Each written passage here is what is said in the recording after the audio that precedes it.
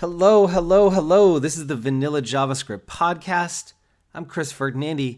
Thanks so much for joining me. Today, I wanted to talk about replacing JavaScript with CSS and HTML. And so for a few days on my website, over my newsletter, I've been writing about modern CSS and modern HTML and some of the really interesting ways that you can use it to replace a lot of the custom JavaScript that we used to have to write. And this is a really, really awesome thing. So if you've heard me talk about performance and stuff before, you know that JavaScript is the most expensive and fragile part of the stack. 100 kilobytes of JavaScript is a lot more intensive for a browser to run than 100 kilobytes of HTML or CSS is. It blocks things from rendering. It blocks other files from downloading. You can't just download it and then run it. It has to be compiled and parsed. There's a whole bunch of stuff the browser has to do before it can run. And when it breaks catastrophically. So like if the browser comes across a CSS property, it doesn't know, it ignores it and keeps going. If it comes across an HTML element, it doesn't know. It treats it like a div and keeps going. But if it comes across a misspelled variable or some other sort of error in your JavaScript file, the whole thing just stops working and no other JS after that runs. It's like really catastrophic. And so anytime you can replace JavaScript with CSS and or HTML, you should take advantage of that because it's going to be better for performance. It's more resilient and just overall better for performance. And so some really awesome examples of this include the position sticky property. So for a long time, making a navigation menu stick to the top of the page required detecting when scrolling happened, checking to see if the navigation was going to scroll past the top of the page, and then adding some sort of class that gave it a position of absolute. But today, you can apply the position sticky property to that element, and it will automatically do that behavior. As you scroll down and it hits the top of the page, it will just stick. It's really, really cool. And I'm continually amazed at stuff by this. Like this is one line of CSS that replaces some pretty complex JavaScript to do the same thing. It has pretty good browser support. It doesn't work in IE 11 or older, and it lacks support in some basic mobile browsers, but it does work in all modern browsers, including Edge, which is pretty cool.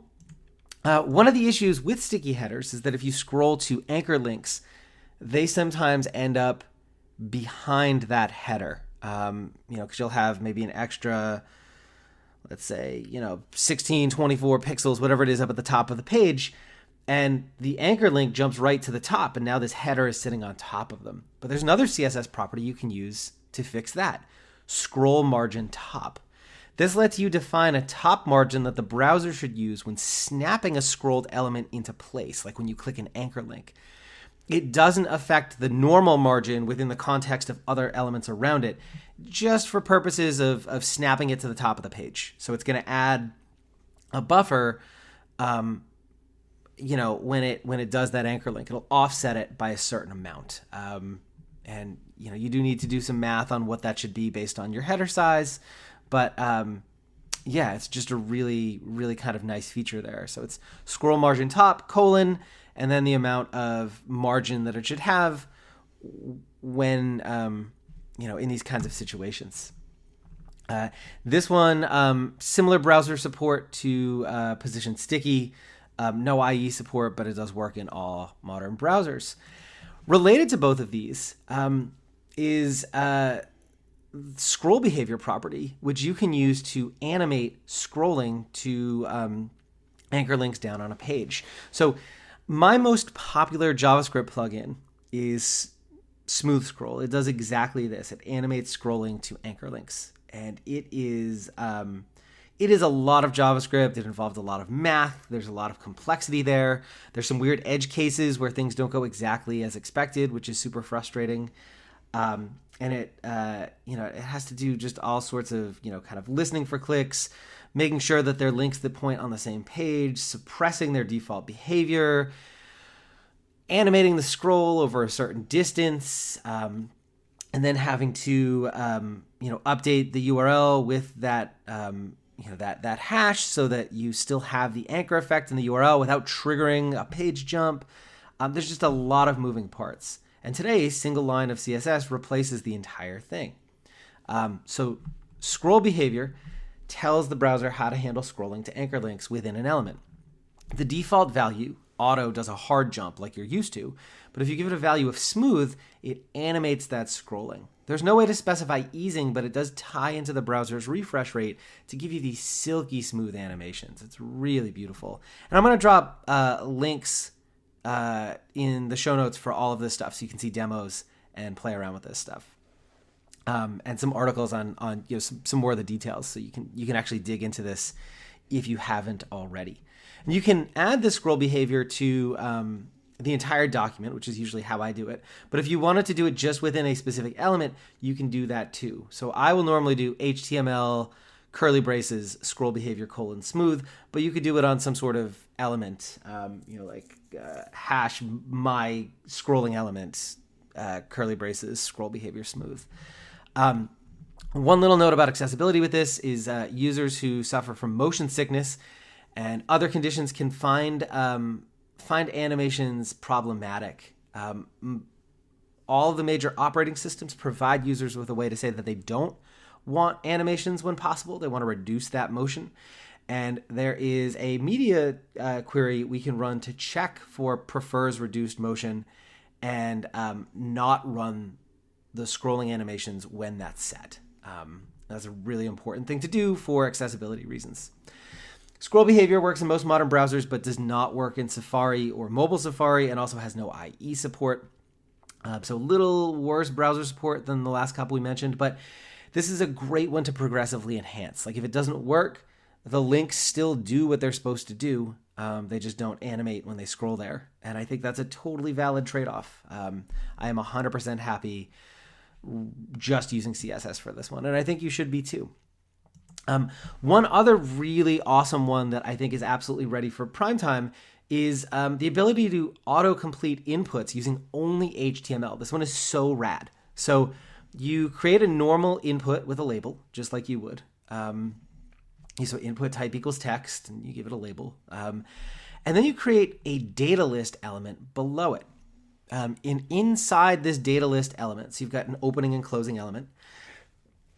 Inside each one, you add, inside the data list inside the data list element rather, you add an option for each of your autocomplete choices. So this is a little bit like a select menu, but not. It's a data list. So you'll have option and then whatever the value should be, another option, whatever the value should be. And then you need to associate that data list with the input. So on your input, you add let me start with the data list element. You give it an ID, a unique ID. And then on your input, you add the list property and give it a value equal to that data list's ID. And then when the user types, the browser reveals a list of options that they can choose from. That list gets smaller as they type more things, and fewer options become available to them. And I'll add a link to information about this in a demo down in the show notes as well. This one has awesome browser support. Works in all modern browsers and all the way back to IE10.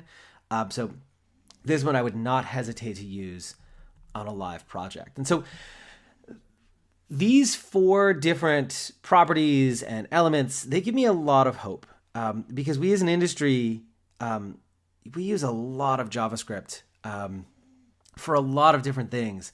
And modern CSS and modern HTML are finally starting to take a lot of these things that we overuse JavaScript for and come up with simple ways to replace them. And I think this is going to be really good for creating a leaner web, a more performant web, an easier developer experience, so we're not constantly recreating the wheel over and over again. Another one I didn't mention here are the details and summary elements. These are really good for creating reveal and hide disclosure components. I will also drop a link to those in the show note because they're awesome. But I really, I see this as, HTML becoming more of a building block. And I think we have a lot of work to do here. I'd love to see I'd love to see elements for things like accordions, tabs, drop-down menus, tooltips, the kind of things that we tend to use a lot in designs, but always have to kind of roll our own with or use a plugin for because they're hard to do. They're really hard to do accessibly, so a lot of the solutions you see out there have accessibility issues.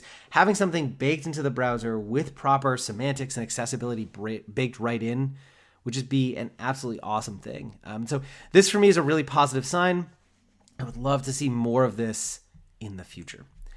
That's it for today. If you want to finally master JavaScript or learn how you can possibly get by without it using some native CSS and HTML, head over to vanillajsguides.com and check out my pocket guides and video courses. They're short, focused, and made for beginners. You'll learn the ins and outs of a topic in under an hour, and as a listener of the show, you can take 30% off with the code PODCAST at checkout. See you next time. Cheers.